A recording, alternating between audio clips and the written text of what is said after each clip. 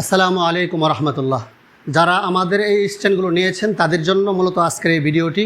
Stand কীভাবে set up করবেন সেটাই আজকে সংক্ষেপে দেখিয়ে দিচ্ছি।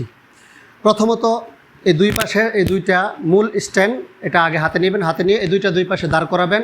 দাঁড় করানোর সময় খেয়াল রাখতে হবে এই যে দুইটা লক আছে, এই লক দুইটা সামনের দিকে থাকবে।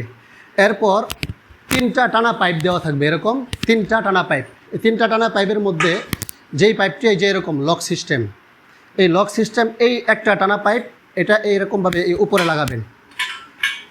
এই উপরে এখানে বসিয়ে এই পাশ থেকে আর এই পাশ থেকে দুই পাশ থেকে নাট লাগিয়ে দিবেন, মজবুত করে নাটটা টাইট দিবেন।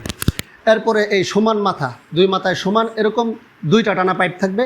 দুইটা টানা পাইপ এই জায়গায় একটা বসবে, আরেকটা এই জায়গায় ভিতরের সাইডে দিবেন। দুই পাশ থেকে ভিতরের সাইডে দুইটা টানা পাইপ বসাবেন। বসানোর পরে নাট লাগানোর ক্ষেত্রে এই নাটটা এদিক থেকে ভিতরের দিকে লাগাবেন, ওই নাটটা ওই দিক থেকে ভিতরের দিকে। ঠিক এরকমভাবে ভিতরের দিকে দুই পাশ থেকে নাট লাগিয়ে ভালো করে টাইট দিবেন। তাহলে বাস স্ট্যান্ড সিটিং হয়ে গেল।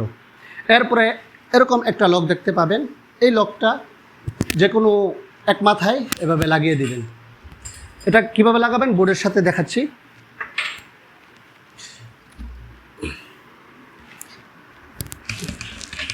বোর্ডটা বসালাম, বোর্ড বসানোর পরে পাইপটা খেয়াল করবেন, ওই পাইপের ভিতর দিয়ে বাস এটা লাগিয়ে দিলেন।